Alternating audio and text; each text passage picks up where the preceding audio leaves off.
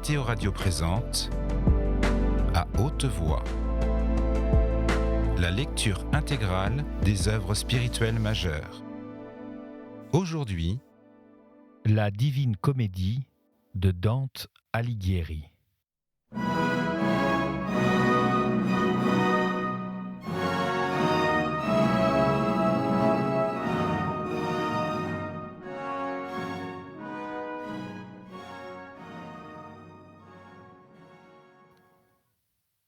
Chant 23e.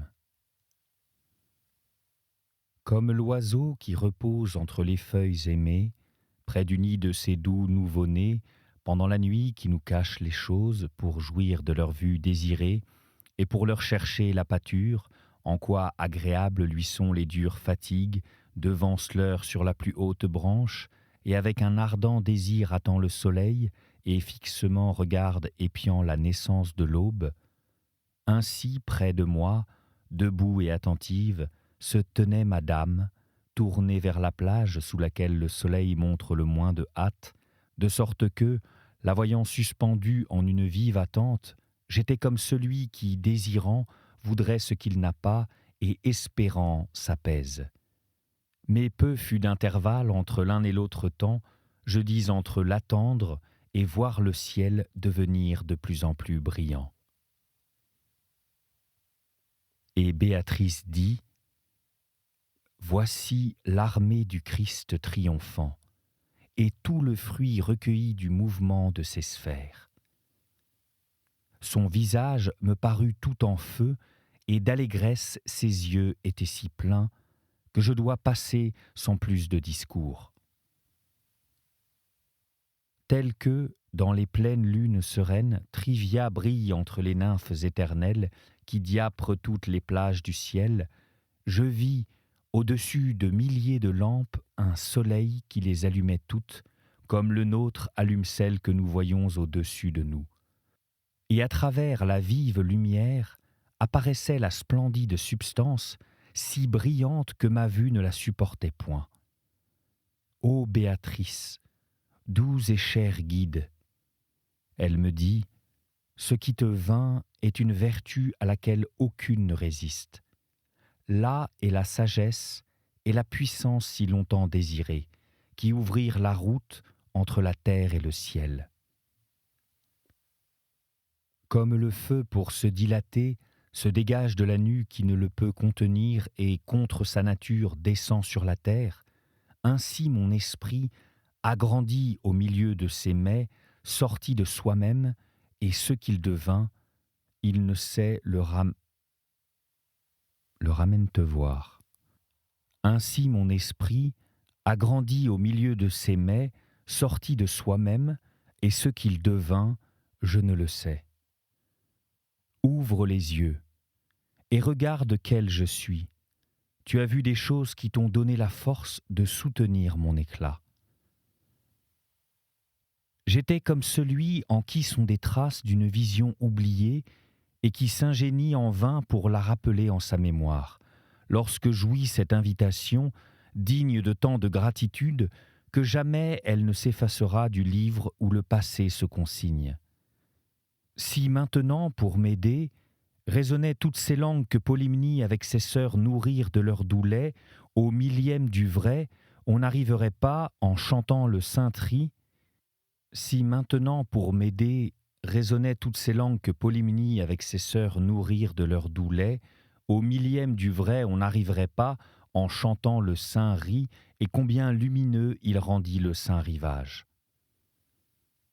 Ainsi, peignant le paradis, il convient que saute le religieux poème comme un homme qui trouve son chemin coupé, mais qui regarderait le poids du sujet et l'épaule mortelle qui s'en charge, de trembler dessous ne la blâmerait pas. Point n'est d'une petite barque la mer que va fendant la proue audacieuse, ni d'un rocher qui s'épargne soi-même. Pourquoi ton amour tend mon visage que tu ne te tournes point vers le beau jardin qui fleurit sous les rayons de Christ? Là est la rose en qui le Verbe divin se fait chair. et là sont les lys à l'odeur desquels se discerne le bon chemin. Ainsi Béatrice. Et moi, prompte à tous ses conseils, je ramenais au combat mes cils débiles. Comme un rayon de soleil traversant pur un nuage brisé, avait vu jadis les fleurs d'une prairie, mes yeux couverts d'ombre. Ainsi vis-je des foules de splendeur fulgurer d'en haut par des rayons ardents, sans voir la source de ces éclairs. Ô bénigne vertu, qui ainsi les emprunts, plus haut tu t'élevas pour que je puisse user là de mes yeux qui manquaient de puissance. Le nom de la belle fleur que toujours j'invoque, et le matin et le soir, concentra toute mon âme dans la recherche du feu le plus grand. Et lorsque mes deux yeux me révélèrent l'éclat et la grandeur de la vivante étoile, qui là-haut vint comme ici-bas elle vainquit, par-dedans le ciel descendit une flamme en forme de cercle, telle qu'une couronne, qui la ceignit tournant autour d'elle. La plus douce mélodie qui résonne ici-bas et à soi le plus attire l'âme, paraîtrait une nuée qui déchire le tonnerre, comparée au son de cette lyre dont se couronnait le beau saphir, de qui s'azure le ciel le plus brillant. Je suis l'amour angélique, qui vole autour de la haute joie qu'exhale le sein où habita notre désir. Et autour je volerai, reine du ciel, tant que tu accompagneras ton fils et rendras plus divin la sphère suprême en y entrant. Ainsi se scellait la mélodie de ce cercle, et toutes les autres lumières faisaient résonner le nom de Marie. Le royal manteau de toutes les roulantes sphères du monde, qui du souffle de Dieu et de ses largesses reçoit le plus de chaleur et de vie, avait au-dessus de nous sa rive éternelle si distante que là où j'étais, elle ne m'apparaissait pas encore. Ainsi mes yeux n'eurent pas la puissance de suivre la flamme couronnée qui s'éleva près de son fils. Et comme un petit enfant qui, après avoir pris le lait, tend les bras vers sa mère par l'amour dont la flamme s'étend jusqu'au dehors, chacune de ces pures lumières en haut tellement élança sa cime que me fut manifeste leur profonde tendresse pour Marie. Ensuite elles restèrent là devant moi, Regina Coeli, chantant si suavement que de moi jamais ne se départit le plaisir. Oh, de quelle abondance sont remplies ces riches arches qui si bien labourèrent et semèrent ici-bas. Là, jouit et vit du trésor qu'il s'acquit en pleurant dans l'exil de Babylone, où il laissa l'or, là, sous le haut Fils de Dieu et de Marie, triomphe de sa victoire, avec et la nouvelle et l'ancienne assemblée, celui qui tient les clés d'une telle gloire.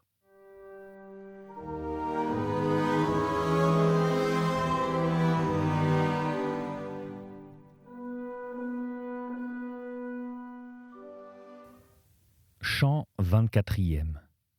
Ô confrérie, élue à la grande scène de l'agneau béni, qui vous nourrit tellement que toujours votre désir est satisfait.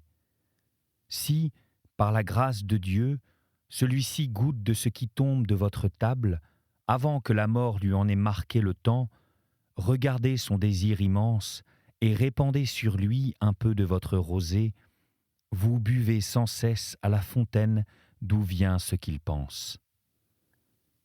Ainsi Béatrice. Et ces âmes joyeuses firent de soi des sphères sur des pôles fixes, rayonnant fortement à la manière des comètes, et comme dans la structure des horloges, les roues tournent de telle sorte que la première, à qui la regarde, paraît en repos, et la dernière volée, ainsi ces cœurs, diversement dansant, selon leur amplitude, me faisaient les juger rapides ou lents. De celui qui me semblait le plus beau, je vis sortir un feu si splendide qu'il n'y en laissa aucun plus brillant. Et 3 fois autour de Béatrice il tourna, avec un chant si divin que ne me le rendit point mon imagination, que la plume saute donc et ne tente point de l'écrire, pour de tels plis non seulement le parler, mais notre imaginé n'ayant que des couleurs trop peu vives. Ô ma sainte sœur, qui, par ton ardente affection, si dévotement me prie de me détacher de cette belle sphère. Après s'être arrêté, le feu béni vers Madame dirigea son souffle, parlant comme je viens de dire.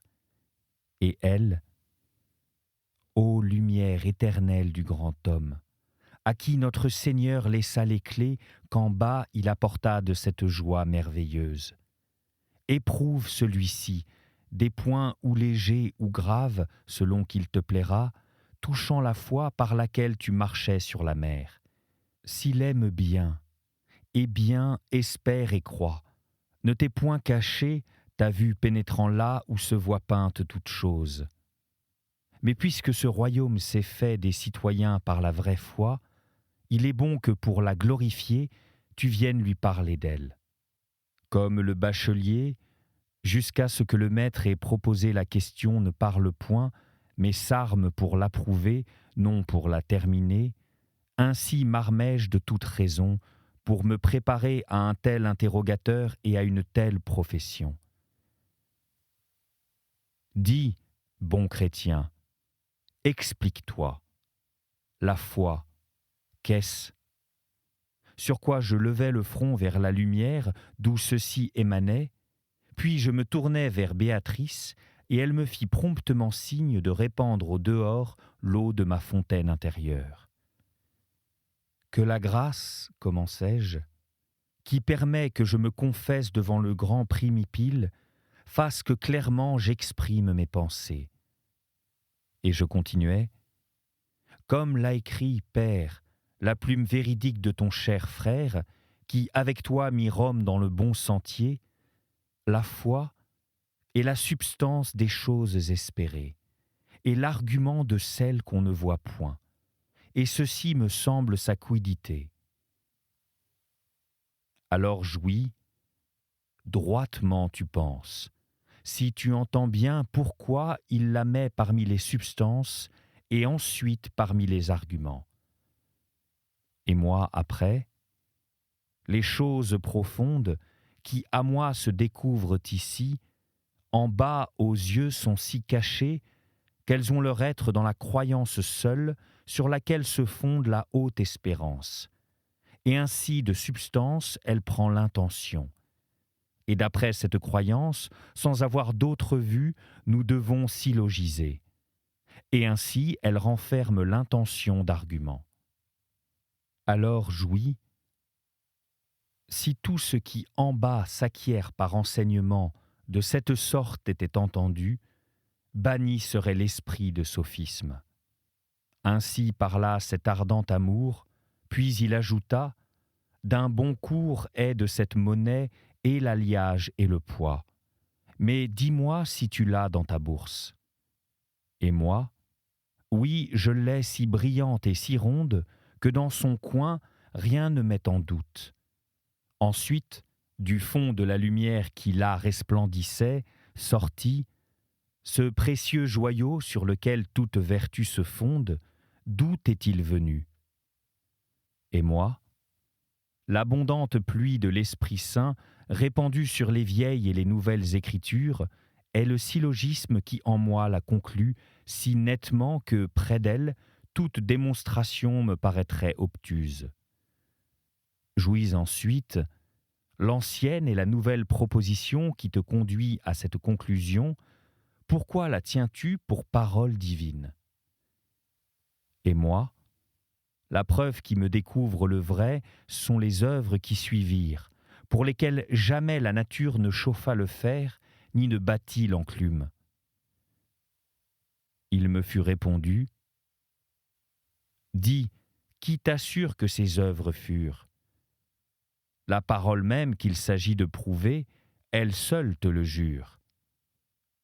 Si le monde, dis-je, vint au christianisme sans miracle, celui-ci est tel que les autres n'en sont pas le centième. Que tu sois entré pauvre et à jeun dans le champ pour semer la bonne plante, qui fut vigne autrefois et maintenant est devenue ronce. Cela fini, la haute cour sainte entonna de sphère en sphère un louons Dieu dans la mélodie qui là-haut se chante. Et ce baron, qui ainsi de rameau en rameau m'examinant, m'avait déjà tiré jusqu'aux dernières feuilles, recommença. La grâce qui courtise ton âme t'a fait jusqu'ici ouvrir la bouche comme tu devais l'ouvrir, de sorte que j'approuve ce que tu as produit au dehors. Mais il convient maintenant d'exprimer ce que tu crois et ce qui détermina ta croyance. Ô Père saint, ô Esprit, qui vois ce que tu crus si fermement, qu'au sépulcre tu vainquis de plus jeunes pieds, commençai-je. Tu veux que je manifeste ici la forme de ma vive croyance, et tu en as aussi demandé la raison. Je réponds, je crois en Dieu unique et éternel, qui, non mu, meut tout le ciel par l'amour et le désir. Et d'une telle foi, je n'ai pas seulement des preuves physiques et métaphysiques, mais me la donne encore la vérité qui d'ici plut par Moïse, par les prophètes et par les psaumes, par l'Évangile et par vous qui écrivîtes après que l'ardent esprit vous eût fait saint. Et je crois en 3 personnes éternelles, et je les crois une essence si une et si trine qu'à la fois elle admet sunt et est. De la profonde nature divine que maintenant je touche, plusieurs fois empreint mon esprit l'évangélique doctrine. Ceci est le principe, ceci est l'étincelle qui ensuite se dilate en une vive flamme et comme une étoile dans le ciel, en moi scintille. Comme le maître qui écoute ce qui plaît, sitôt qu'il se tait, embrasse son serviteur, lui rendant grâce de la bonne nouvelle, ainsi chantant et me bénissant, 3 fois me ceignit l'apostolique lumière, au commandement de laquelle j'avais parlé, tant mon dire lui plut.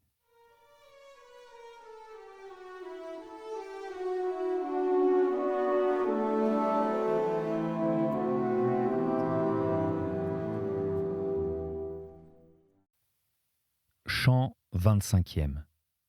S'il advient jamais que le poème sacré, auquel a mis la main et le ciel et la terre, et qui m'a, durant plusieurs années, amaigri, vaincre la cruauté qui me retient hors du beau bercail où je dormis agneau, ennemi des loups qui lui font la guerre, avec une autre voix alors avec une autre toison, poète je retournerai, et sur les fonds de mon baptême je prendrai la couronne.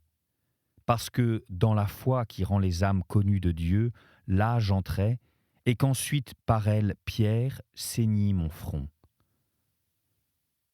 Lors, vers nous, se mut une lumière de cette troupe, d'où était sorti celui que Christ laissa le premier de ses vicaires. Et madame, pleine de joie, me dit « Regarde, regarde, voilà le baron pour qui en bas on visite la Galice. » Comme, lorsqu'une colombe se pose près de sa compagne, l'une et l'autre tournant et murmurant montrent son affection, ainsi vis-je s'accueillir l'un l'autre ces grands et glorieux princes, en louant l'aliment dont on se nourrit là-haut. Et quand fut fini le congratuler, en silence, corps âme mais, chacun d'eux se fixa, si enflammé qu'il m'éblouissait. Rayonnant alors, Béatrice dit « Illustre vie !» par qui fut célébrée l'abondance de notre basilique, fait en ses hauteurs résonner l'espérance. Rayonnant alors, Béatrice dit « Illustre vie !» par qui fut célébrée l'abondance de notre basilique, fait en ses hauteurs résonner l'espérance. Tu sais que tu la figures autant de fois que Jésus aux 3 se manifesta plus clairement. Lève la tête avec assurance, car ce qui vient ici haut du monde mortel doit se mûrir à nos rayons. Du second feu me vint ce confort, et je levai les yeux sur les monts dont le poids les avait abaissés d'abord. Puisque par grâce, notre empereur veut que tu te rencontres dans la plus secrète salle avec ses comtes, afin qu'ayant vu ce qu'est vraiment cette cour, par là en toi et en autrui tu fortifies l'espérance de laquelle en bas naît l'amour, dis ce qu'elle est, et comme s'enfleurit ton esprit, et d'où elle t'est venue. Ainsi encore parla la seconde lumière. Et cette pieuse dame, qui de mes ailes guida les peines à un si haut vol, en cette sorte prévint ma réponse. L'Église militante n'a point de fils plus rempli d'espérance comme il est écrit dans le soleil qui rayonne sur toute notre troupe. Ce pourquoi il lui est accordé de venir d'Égypte en Jérusalem pour voir avant qu'il ait atteint le terme de la milice. Les deux autres points, demandés non pour savoir mais pour qu'il rapporte combien cette vertu te plaît, à lui je laisse, parce qu'ils ne lui seront ni difficiles ni sujets de vaine gloire. Qu'il y réponde lui-même, et que l'y aide la grâce de Dieu. Comme un disciple qui au maître promptement et volontiers obéit en ce dont il est expert, afin que se montre son habileté, l'espérance, dis-je, est une attente certaine de la gloire future, que produit la grâce divine et le précédent mérite. De plusieurs étoiles me vient cette lumière, mais la versa le premier dans mon cœur, celui qui fut le suprême chantre du chef suprême. Qu'espèrent en toi, dit-il dans sa haute théodie, ceux qui connaissent ton nom, et qui ne le connaît s'il a ma foi? Ce qu'il m'avait instillé, tu me l'instillas ensuite tellement dans ton épître que j'en suis plein et fais sur d'autres pleuvoir votre pluie. Tandis que je parlais, dans le sein vivant de cet incendie, scintillait coup sur coup une lueur soudaine comme un éclair. Puis il dit « L'amour dont je brûle encore pour la vertu qui m'accompagna jusqu'à la palme et aux sorties du champ veut que je te parle encore à toi et qui te délecte d'elle. Et agréable il me sera que tu dises ce que l'espérance te promet. » Et moi, les nouvelles écritures et les anciennes montrent et se montrent lui-même à moi le terme où tendent les âmes que Dieu s'est faites amies. Isaïe dit que chacune en sa terre sera revêtue d'un double vêtement, et sa terre est cette douce vie. Et non ton frère, beaucoup plus clairement, là où il parle de blanche robe, nous manifeste cette révélation.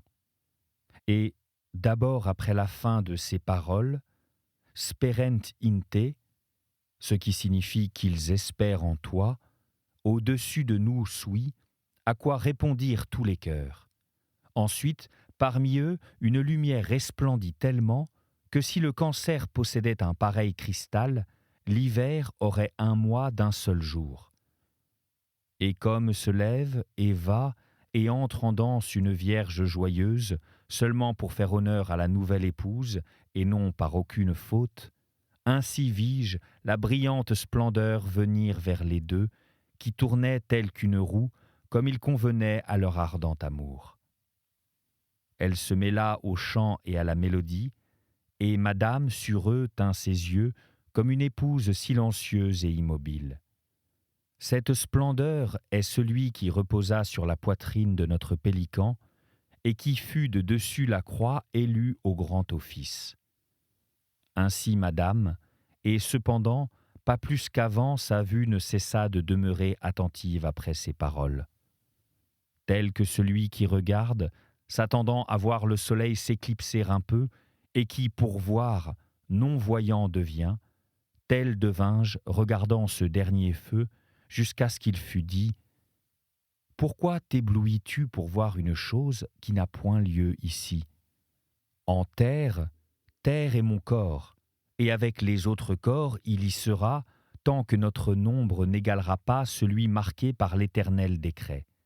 Avec les deux vêtements sont dans notre cloître les deux seules lumières qui ont monté, et tu rapporteras ceci dans votre monde. » À cette voix, le mouvement de ces flammes, uni au doux mélange du son qu'émettaient les trois souffles, cessa, comme pour éviter ou la fatigue ou un danger, les rames qui auparavant frappaient l'eau s'arrêtent toutes au son d'un sifflet. Ah, combien fus-je ému en mon esprit quand je me tournais pour voir Béatrice, de ne pouvoir la voir, bien que je fusse près d'elle et dans le monde heureux. C'était À haute voix, une émission de KTO Radio. Aujourd'hui, La Divine Comédie de Dante Alighieri. Lecture, Fitzgerald Berton. Captation et réalisation, Gustave Schlicht et Thibaut Dagalier. Une émission disponible en podcast sur ktoradio.com et sur l'application KTO Radio.